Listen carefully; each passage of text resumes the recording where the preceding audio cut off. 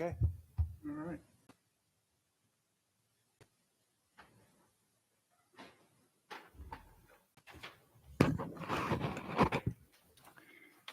Good evening. Welcome to the April meeting of the Historic Conservation Commission. I'm Craig Evans. I'm the vice chair. And I'd like to introduce the commission. On my far left over there is Jeff Long, who is our city historic officer and a registered architect. To my left, closer, is Desiree Strasser, a resident of the Mount Airy district. And to my right is Mike Simonson, Chief Building Inspector. It is the purpose and intent of the City of Bethlehem to promote, enhance, and preserve historic resources and traditional community character for the education.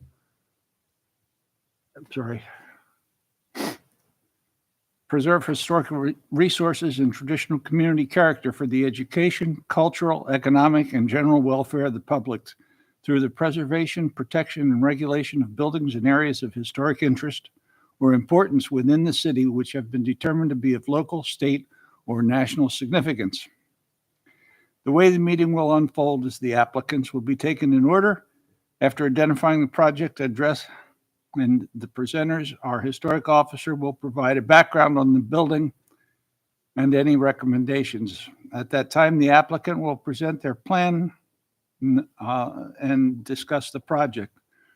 The board will then address the project, allow public comment, and ultimately create a motion to approve as presented, approve with modifications, table with clear recommendations, or deny the project with reasons for the denial and changes or improvements which would result in a positive recommendation. For public comment, there is a 3-minute time limit, and comments must be specific to the attributes of the building only. Speakers are to announce themselves with their name and address before speaking. The HCC is a recommending board, and the results of our meeting will be presented to City Council, and their vote will be binding. Please don't forget to secure your permit from the permit office on the first floor of City Hall before you begin your project. Above all, I'd like to remind everyone to conduct themselves in a civil manner and always use a civil tone. The commission is here to help you with your project, and we are a group of volunteers who are dedicated to historic preservation and restoration of older buildings in Bethlehem and beyond. If any commission members have a conflict of interest with any of the applications on tonight's agenda, please come forth at this time. I do. And that's why I'm here. And everyone who is speaking, please sign in. There's a 45-minute time limit on new proposals for large projects. Upon the second visit to the commission for large-scale projects, the following will be required: an architectural plan with lot lines, setbacks, defined architectural features, and all measurements, including the number of floors, foundations, walls, parapet, window sizes, and the like. A complete set of elevations of the building with streetscape drawings and showing the new structure in context with the surrounding buildings.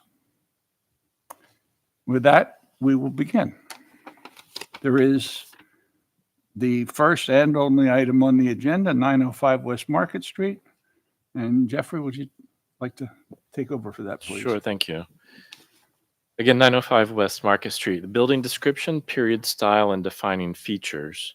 This structure is a detached 2.5-story wood frame single-family dwelling situated on an elevated corner lot bordered by West Market Street and 8th Avenue. The gambrel roof retains its original slate sheathing and includes a cross-gable dormer at the front or south facade facing West Market Street. The dormer is sheathed in painted shakes and includes 2 pairs of double-hung windows. The main facades are sheathed in painted lap siding and include 1/1 double-hung windows with painted louvers, some people call them shutters, at the upper floor level. The side or west facade includes a bay window at the entry level, while the front or south and the other side or east facades include double-story bow windows. A wraparound front porch includes Doric columns supporting a pent roof sheathed in slate. The structure was constructed circa 1905 and is Victorian in style. Proposed alterations, the applicant proposes to construct a new patio enclosed by a concrete patio enclosed by a stone veneer wall. The guideline citations I use for my assessment include the Secretary of Interior Standards number 9. I'll quote it. The new additions, exterior alterations, or related new construction will not destroy historic materials, features, and/or spatial relationships that characterize the property. The new work shall be differentiated from the old and will be compatible with the historic materials, features, size, scale, and proportion, as well as massing to protect the integrity of the property and its environment. Also, Secretary of Interior Standards number 10. Again, I'll read this, at least the relevant part. New additions and adjacent or related new construction will be undertaken in such a manner that if in the future it is removed, the essential form and integrity of the historic property and its environment would be unimpaired. I also referenced the ordinance that Mr. Evans read at the beginning of today's meeting, along with relevant pages from the Historic Conservation Commission design guidelines, specifically pages 8 through 13, which deal with new construction. And I only quote just an important paragraph or portions of a relevant paragraph. The HCC encourages new construction that, quote, preserves the cohesive ambiance of the historic district with compatible, sympathetic, and contemporary construction and has compatible materials, details, and finishes, end quote. My evaluation of the effects on the district and recommendations. The certificate of appropriateness application indicates the intent to construct a new concrete patio with stone veneer walls and blue stone caps at the west side of the existing dwelling. Dimensions of the proposed patio are 17 feet 14 inches wide, as seen from the front facade, by 37 feet deep, by 2 feet 8 inches tall. The patio walls are interrupted at the southwest and southeast corners with cast concrete steps leading down to the surrounding landscape. Based upon supplemental design drawings, the proposed patio satisfies the Secretary of Interior Standards number 9 by avoiding the destruction of any historic materials, features, and spatial relationships that characterize this historic property, and also by differentiating itself from the existing by including stone details that are compatible with the existing historic materials. The proposed patio also satisfies Secretary of Interior Standards number 10 by integrating reveals in the patio walls at the junctions with the existing historic structure, ensuring if the patio is ever removed, the essential form and integrity of the historic property and its environment would remain unimpaired. Relevant design guidelines for new construction within the historic district note that new additions, quote, should be positioned to have least visible impact from the street. Additions at side elevations are generally appropriate, although it is recommended that they be set back from the street, end quote. The proposed patio is appropriately located at the side elevation and also appropriately sets back from the front street. Simply for clarification, perhaps in the resulting motion, the applicant should confirm the dimension from the front quarter that steps back. So we have a drawing that has the width and the depth of the patio. It shows graphically that it steps back from the front facade. I just would like that dimension so we can confirm that it definitively steps back from the front. That's simply to satisfy the design requirement. The same design guidelines continue that, quote, new construction should use materials and textures in a manner that is sympathetic to the historic building. Materials should be of similar or complementary color, size, texture, scale, craftsmanship, and application to the function performed. Traditional materials common within the historic district, such as brick, wood, stone, and terracotta are recommended materials, end quote. The proposed materials of the stone walls with the blue stone caps are appropriate based on their design guidelines. And I see that the applicant has also brought samples. So the description that they provided reference or satisfies the guidelines. And I believe once they distribute the samples, the samples will confirm indeed that the proposed material. It's hard to get specs on stone, to be honest. Yeah. So we often appreciate a sample just so we can quote that in the minutes. So with those statements, I conclude my assessment. Okay, thank you, Jeffrey. You all know me. Gentlemen. I'm Gary Lader, and this is Brian Ziegler, who's the homeowner. And Brian, I don't know if you feel like you want to give all the background information or any of the background information. I could tell there was one comment that Jeff had. The dimension from the front corner of the house to the new patio is 12 foot 10 inches.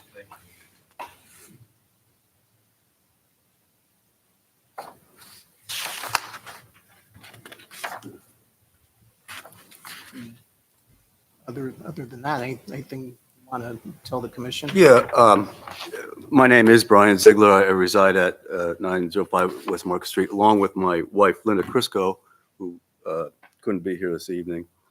And we've been planning this patio for a long time. I've done a huge amount of restoration work to my home. A lot of people recognize it.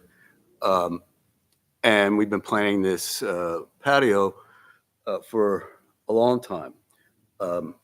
It wraps around the rear corner of the house. It's the southwest corner, wraps around and sort of mimics how the front porch wraps around it would be the northeast corner. So like a diagonal corner.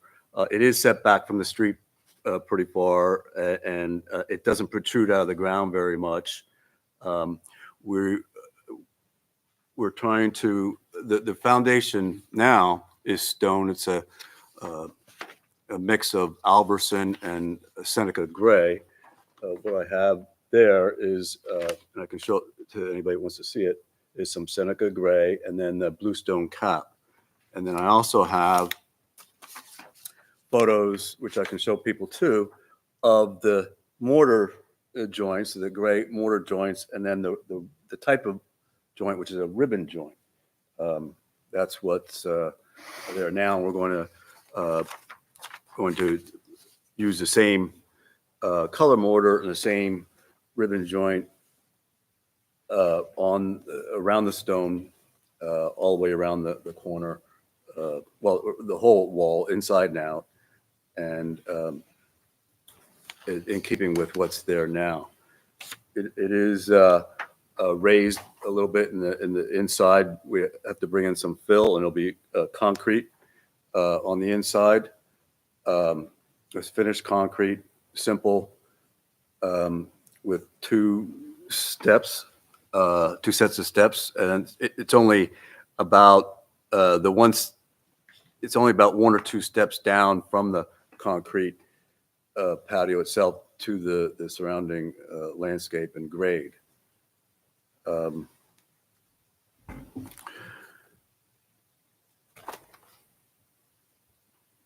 you have any provision for drainage other than this, where the steps are? Do I have what? Any provisions for drainage other than where the steps are? Yes. So we will be putting at least one or two drains inside that will drain out to the street. I have underground leaders that go all the way out to the street, actually through the curb. So it will drain, and we're also going to pitch it a certain way. So we're going to have a combination of the steps. We'll have probably weep holes around some of the perimeters, and then drains in the center. So we'll have plenty of drainage. Okay. What color would you call the mortar for? Would you call it a gray? Dark Gray. Gray. Yeah. Let me show you what that looks like. That ribbon one. Yeah. Okay. And your steps. Good, thanks. The two steps that you show, they're below 30 inches, correct? So they don't require any handrails or anything like that. Yes. That's right.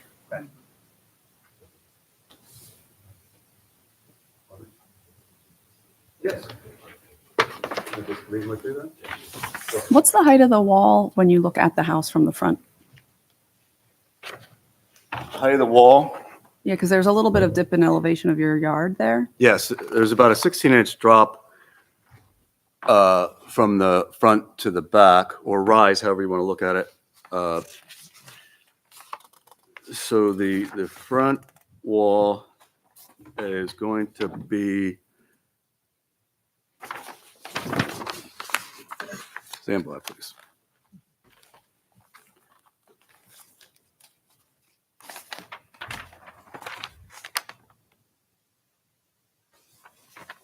I don't know, is the grade, is there really, yeah, I guess there is. It's less than 5 feet, Okay. about 4.5 feet at the front, and then less at the, about 16 inches less than that at the rear. Yeah, I see that it's noted it's 2'8" in the back. So that's where I was just wondering how it. How high is the wall in the, how high, I guess I'm standing on the inside patio. How high is my wall from the inside? About 32 inches. Okay, And about 2 feet wide, and then it's less than a 2-foot drop at the highest point from the inside to the outside. okay. So, So you're creating like a parapet essentially. yeah, Okay. Right. but the overall distance is less than 2 feet from the inside to the outside grade at its highest point, and less towards the rear of the house. The south part of the house is going to be about a foot from the inside to the outside. But a 32-inch wall, like 2 feet wide, that you would have to kind of go over top of if you want to, if someone were to fall, to try to fall or mistakenly fall, you'd have to clear a 2-foot wall, and then it would only be at the highest point, a 2-foot drop from the inside. I hope that helps. It does, it does. At the doorway, sliding doors at the side, Yes, what, is there a provision for step there, or is that, it's will going to be that a be a normal step? step there. About a 7.25, 7.5 inch step from the inside of the house. That's the kitchen area there to the outside. There's one step down. Okay, He's trying to match an existing step. and that will be water sealed against the building, flashed, or, Yes, it'll be Locked or- flashing against there and sealed so no water can work its way back up underneath the siding. okay. Have to take some siding off, actually, in order to do that. Basically, last course of siding to properly flash it. Is there any other I questions? don't have any other Is questions. there? Any, I'll make a motion. all right, just a second, I was going to see if there was any Oh, public comment. Any public comment? Okay, Okay. Make a motion to approve 905 West Market Street as submitted. Construct a new concrete patio, 37 feet long by 29.2 feet at the west of the existing home. The patio will be enclosed by a stone veneer wall consisting of Seneca color stone with Seneca Gray, yes. Seneca gray colored stone with a gray ribbon joint and capped by a blue stone cap.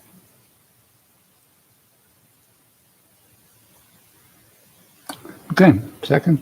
I second that. Thanks, Desiree. Take a vote, Desiree? Aye. Aye. Aye. Very good. Thank you. Nice presentation. Yeah. Thank you. Hire a good architect. Yeah, we have a good architect. too. And you might be interested to know that this house is about 115 years old. There's only 2 families in 115 years. The Ziegler family and the owner who built it, his name was Frederick Krell. I met the man when he was moving out. He was about 95 years old, moving out into a nursing home. His wife had died. I was about 12 years old moving in, and I've been there ever since. Bought the house from my mother years ago, my wife and I, and it's like I say, only 2 families in 115 years. Cool. So That's pretty I neat. remember all the, I have, if anybody's interested, I have photos, the original builder's invoice to build the house. His name was Ziegenfuss. It was about $3,300 to build the house. Extras, sometimes $5 for an extra here. I think the front porch, the whole wraparound front porch with the foundation and the roof and the columns and railings and ceilings and everything was $78. But we have all those original documents, and I saw when I moved in, the house was full of contents. They had a big auction there. Opened up some side windows, and the yard was full of people. Here again, I'm about 12 years old when this was happening, and they auctioned off all sorts of antiques. My parents bought a Tiffany lamp. Inside, they had big, heavy draperies in the doorways in the first floor, and like Persian-style carpets. And it was, I can envision it now, still, all these years later. And I've tried to keep it original. We've done quite a bit of work on the inside. We've been featured in a couple magazines with our home, and spent quite a bit of time restoring it, top to bottom, inside and out. Every square inch of the outside has been restored by me. A worthy project. Beautiful home. Yeah, Thank you. sure is. Make a Um, motion to, for the minutes, Minutes. Okay, second. Approve? approve. Approve. Any other new business? Okay, So, you know, adjourn. Motion to adjourn? Excellent. you might want to check with Mike. I wasn't sure if that was a question or a statement you were asking me to Schedule say. City council and essentially approves